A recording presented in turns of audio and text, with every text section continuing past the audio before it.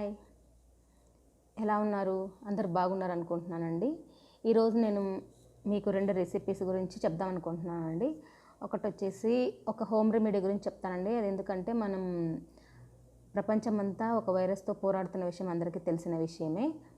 కాబట్టి మనం ఇమ్యూనిటీని ఎలా పెంచుకోవాలి, మనం ఆ వైరస్ బారిన పడకుండా ఎలా కాపాడుకోవాలో నేను ఈరోజు ఒక హోమ్ రెమెడీ చెప్తానండి. అది అందరూ ట్రై చేయండి, ఎందుకంటే ఇది మన హెల్త్కి సంబంధించిన విషయం, అందుకే నెగ్లెక్ట్ చేసుకోవద్దండి. ఇంకొక రెసిపీ వచ్చేసి పాలప్పం అండి. ఇది కూడా ట్రై చేసుకోండి, చాలా టేస్టీగా ఉంటుంది.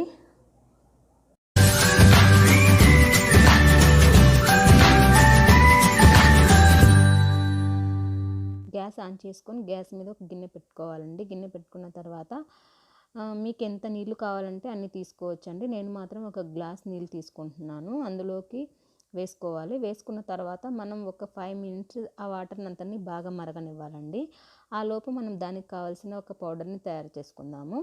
దానికి కావాల్సింది వచ్చేసి 2 లవంగాలు, తర్వాత 1 టేబుల్ స్పూన్ ఆఫ్ జీలకర్ర, ఒక చిన్న ముక్క సొంటి, తర్వాత ఒక 1/2 టేబుల్ స్పూన్ వచ్చేసి మిరియాల పౌడర్ అని తీసుకోవచ్చండి, డైరెక్ట్గా మిరియాలని తీసుకోవచ్చు, కొంచెం బెల్లం. అన్నీ ఒక క్రషర్లో వేసుకొని మెత్తగా చేసుకోవాలండి, మెత్తగా దంచుకోవాలి. అంటే ఇది ఒక మరి అంత పౌడర్ లాగా కాదు, అన్నీ కలిసిపోయేలాగా మనం బాగా వాటిని దంచుకోవాలండి. దంచుకున్న తర్వాత అలా పౌడర్ చేసుకున్న తర్వాత దాన్ని తీసుకెళ్ళి మనం ముందు గ్యాస్ మీద పెట్టినటువంటి వాటర్ మీద వేసుకొని ఒక స్పూన్ తీసుకొని బాగా కలపాలండి. అలా కలిపిన తర్వాత మనం దాన్ని ఒక 10 మినిట్స్ అలాగే మరగనివ్వాలండి. ఎందుకంటే ఆ పౌడరు తర్వాత ఈ వాటరు బాగా మిక్స్ అయ్యి బాయిల్ అవ్వాలండి. అలా బాయిల్ అయినంత వరకు 10 మినిట్స్ వదిలేయాలండి గ్యాస్ మీద. అలా బాయిల్ అయిన తర్వాత మనం దాన్ని పక్కకు తీసుకొని తర్వాత ఒక గ్లాసు తర్వాత వడగట్టే దాన్ని తీసుకొని దాన్ని బాగా వడగట్టుకోవాలండి. ఎందుకంటే అందులో మనం ముందుగా అవన్నీ వేసాం కదా, సొంటి అవన్నీ వేసాం కాబట్టి అదంతా కొంచెం వేస్టేజ్ ఉంటుంది, అవన్నీ మనం సపరేట్ చేసుకోవాలి కాబట్టి వడగట్టుకొని ఇలా చేసుకోవాలండి. హెల్తీ డ్రింక్ అండి, ఇమ్యూనిటీ డ్రింక్ తయారు చేస్తారని అనుకుంటున్నానండి. అందరు తయారు చేసుకొని ట్రై చేయండి. మనం రెసిపీ గురించి తెలుసుకుందామండి. అది వచ్చేసి పాలప్పం. మనం ముందుగా ఒక గిన్నె తీసుకుని అందులోకి ఒక గ్లాస్ నిండా బియ్యాన్ని తీసుకోవాలండి. బియ్యాన్ని తీసుకున్న తర్వాత అందులోకి కొన్ని వాటర్ పోసుకొని ఒక 2-3 సార్లు ఆ బియ్యాన్ని బాగా కడుక్కోవాలండి. కడుక్కున్న తర్వాత అలా కడుక్కున్న బియ్యాన్ని మనం 8 గంటలు అలాగే నాననివ్వాలండి. అలా నాననిచ్చిన తర్వాత మనకి బియ్యం ఇలా అవుతాయండి. ఇలా అయిన బియ్యాన్ని ఆల్రెడీ ముందుగానే మనం కడిగి పెట్టి గిన్నె తీసుకొని అందులోకి మనం ముందుగా 8 గంటలు నాని పెట్టుకున్న బియ్యాన్ని తీసుకోవాలండి. అన్ని బియ్యాన్ని ఇందులోకి తీసుకోవాలి. అంటే ఎక్కువ ఉంటే 2 సార్లు మిక్సీకి వేసుకోవాలండి, లేకపోతే ఒకసారికైనా వేసుకోవచ్చు. కొంచెం ఉంటే ఒకసారి సరిపోతుందండి. తర్వాత మనం అలా ఆ బియ్యాన్ని అంతా అందులోకి వేసుకున్న తర్వాత మనం ముందుగా 2 పచ్చిమిరపకాయలని చిన్న చిన్న ముక్కలుగా కట్ చేసి పెట్టుకోవాలండి.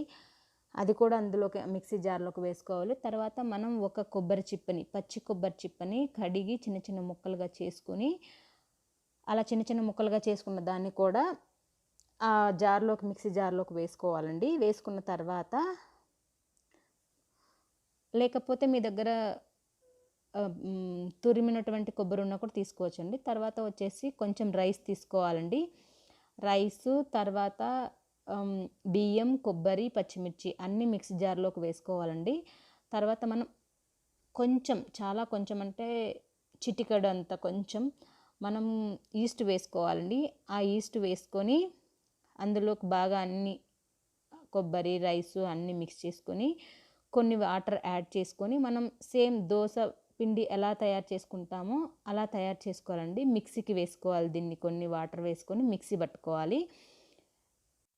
ఇలా మిక్సీ పట్టుకున్న తర్వాత అయితే ఆ కొబ్బరి అన్ని బియ్యం వచ్చేసి ఇలాగా స్మూత్గా మనకు ఎలాగ దోశ పిండి ఎలా ఉంటుందో అలా తయారవుతుందండి. ఇలా బాగా తయారైన దాంట్లోకి మనం కొంతమంది కావాలంటే దీంట్లోకి ఆనియన్స్ అన్నీ వేసుకొని కూడా చేసుకోవచ్చండి. నేనైతే ఎప్పుడు అలా ట్రై చేయలేదు, మీకు కావాలంటే డిఫరెంట్గా ట్రై చేయండి. ఇలా చేసుకున్న అప్పం బ్యాటర్ని మనం ఈ పిండిని ఒక సపరేట్ గిన్నెలోకి తీసుకోవాలండి.